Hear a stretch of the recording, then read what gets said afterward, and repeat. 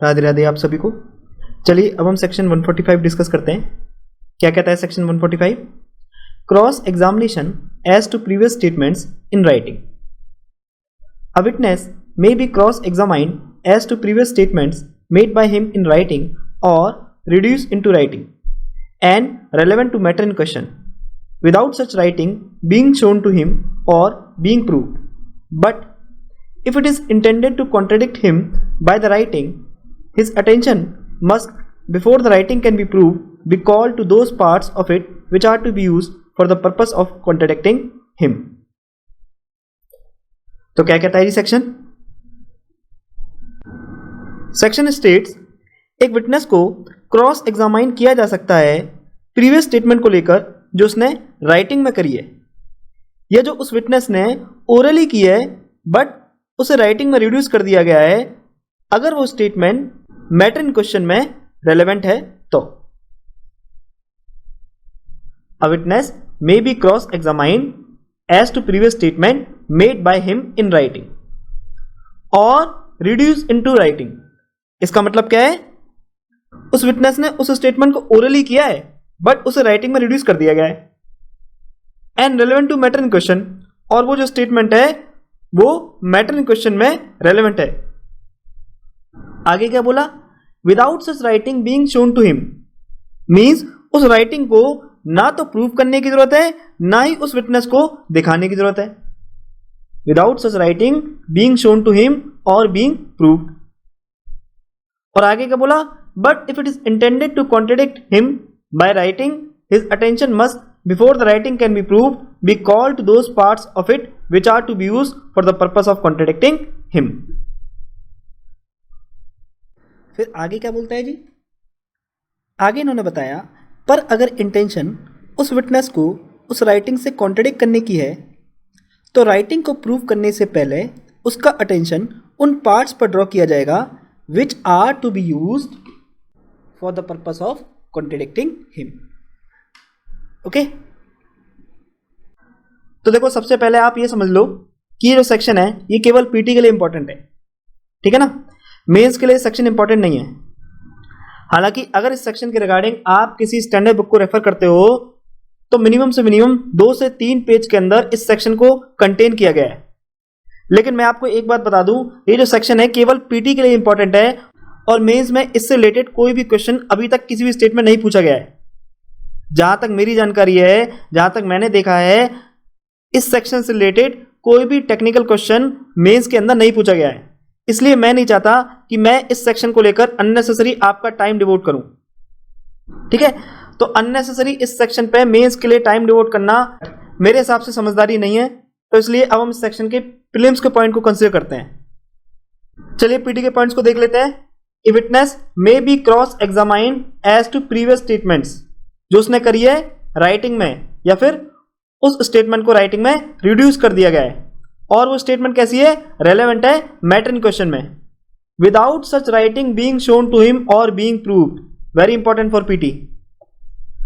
But अगर intention क्या है? अगर इंटेंशन उस विटनेस को कॉन्ट्रडिक्ट करने की है उस राइटिंग के थ्रू, तो जो उसका अटेंशन है must, before the writing can be prove, be called to those parts of it which are to be used for the purpose of contradicting him.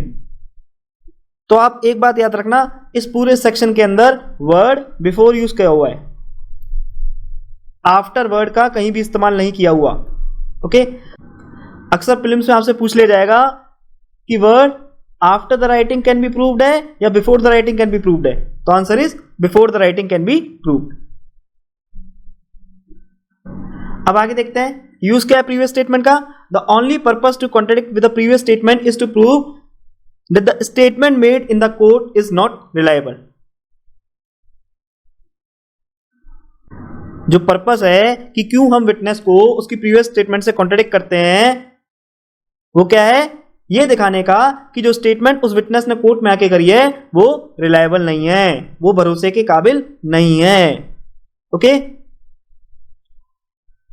अब ये सारे पीटी के पॉइंट्स हैं जो आपको अच्छे से एक बार याद करना है इस सेक्शन के लिए। चलिए स्टार्ट करते हैं। ए टेप रिकॉर्डेड एविडेंस में also be used for contradiction under section 145।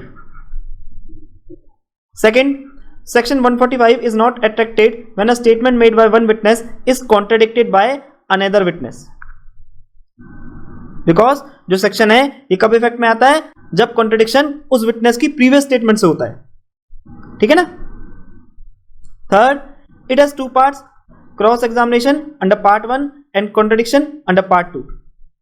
Fourth, part 2 of section 145 has to be read along with section 162 of CrPC, जो क्या स्टेट करता है that if the statement made to PO then no evidentiary value except contradiction under section 145.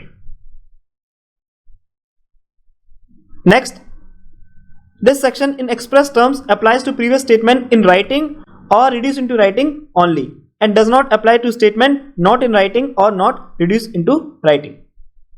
ये जो section है केवल written statement पे apply होता है. Next, it is at the stage of cross examination that section 145 apply. जो section 145 है वो कौन सी स्टेज पे अप्लाई होता है, क्रॉस एग्जामिनेशन की स्टेज पे. Next, for application there has to be some primary statement of witness. Section 145 को इफेक्ट में लाने के लिए विटनेस की प्रीवियस स्टेटमेंट का होना बहुत जरूरी है. भाई तभी तो उस विटनेस को उसकी प्रीवियस स्टेटमेंट से कॉन्ट्रडिक्ट किया जाएगा, है ना. यानी जो स्टेटमेंट वो आज आके कोर्ट में दे रहा है, इस स्टेटमेंट को कॉन्ट्रडिक्ट करने के लिए प्रीवियस स्टेटमेंट तो होनी चाहिए. Next, FIR can be used for contradiction under section 145 of Indian evidence act. Next, contradiction can be done even on the basis of omission made in primary statement. Next, section 145 is not attracted in the cases of admission. तो ये कुछ films के point है जो section 145 के regarding आपको याद रखने हैं.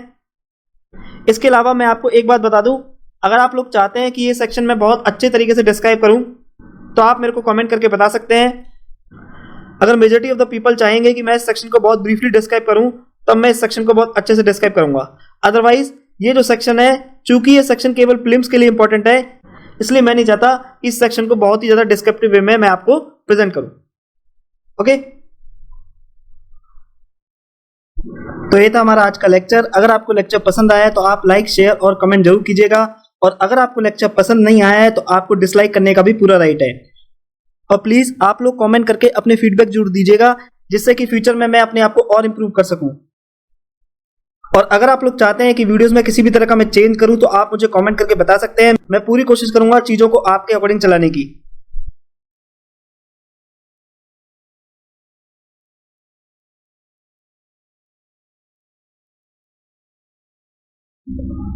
स्पेशल थैंक्स टू माय गुरु नेहा सिंह, जिन्होंने ईयर 2018 में इंडियन एविडेंस एक्ट का अपना ज्ञान मेरे साथ साझा करके मुझे लेक्चर बनाने के काबिल बनाया. अगर आपको इस लेक्चर से कुछ सीखने को मिला है और आप मुझे कंट्रीब्यूट करना चाहते हैं तो आप मुझे कंट्रीब्यूट भी कर सकते हैं. ये है मेरा क्यूआर कोड. आप किसी भी ऑनलाइन पेमेंट एप्लीकेशन के थ्रू मुझे पेमेंट कर सकते हैं. और याद रखना, ये कंट्रीब्यूशन जो भी आप करोगे ये केवल सोसाइटी के लिए यूज किया जाएगा, जैसे कि गरीब बच्चों की पढ़ाई के लिए, उनकी शादी के लिए, गौ माता की सेवा के लिए, etcetera. Because I believe this contribution is by the people, of the people and for the people only. इसके अलावा इंस्टाग्राम और फेसबुक पे आप मेरे को फॉलो कर सकते हो, जो लिंक है वो डिस्क्रिप्शन बॉक्स में गिवन है. इंस्टाग्राम पे मैं अक्सर लाइव भी आता हूँ और प्रीवियस ईयर क्वेश्चन भी शेयर करता हूँ. तब तक के लिए स्वस्थ रहिए, व्यस्त रहिए और मस्त रहिए. Take care of your health physically, mentally and emotionally. जय हिंद, जय भारत.